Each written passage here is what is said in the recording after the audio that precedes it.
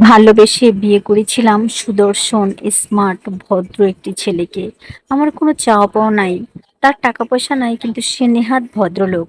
মানুষের প্রতি আছে তার অগাধ ভালোবাসা। মানুষের উপকারে সে সবসময় নিজেকে নিয়োজিত করে। এটাই ছিল আমার ভালো লাগার প্রথম কারণ। আমাকে সে ভালোবেসেছিল, হয়তোবা কোনো মোহে। কিন্তু সে আসলে আমাকে অতটা পছন্দ করতো না। সেটা আমি বুঝতে পারি বিয়ের পরে। যাই হোক, সে আমাকে অ্যাবাউটও করতো না, বসতেও দিত না। কিন্তু মেয়ে মানুষের আইকিউটা এমন, অবহেলাটা খুব দ্রুত বুঝতে পারে এবং পছন্দ অপছন্দের ব্যাপারটাও খুব স- তাড়াতাড়ি চোখে পড়ে যায়।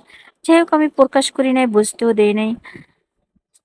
ভাবছিলাম বড়লোক ছেলে না, আমার বাবার অবস্থা ওরকম খারাপ না, চাইলে আমি আরেকটু ভালো জায়গায় বিয়ে করতে পারতাম। কিন্তু আমার একটাই চিন্তা ভাবনা ছিল যে আমার ভালোবাসা দিয়ে সবাইকে ভরিয়ে তুলবো।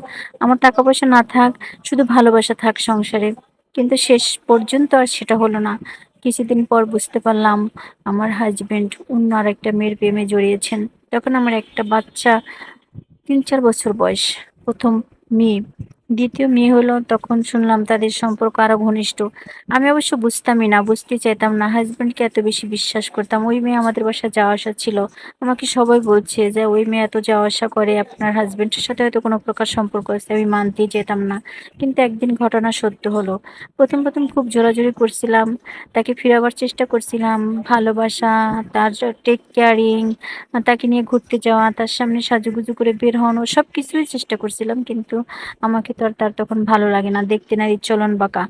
তখন আমার কথায় কথায় ভুল ধরা, খাওয়া দাওয়া সবকিছুতে তার ভুল ধরা। মানে তখন আমার শুধু কথাই শুনতে হয়, কথাই শুনতে হয়।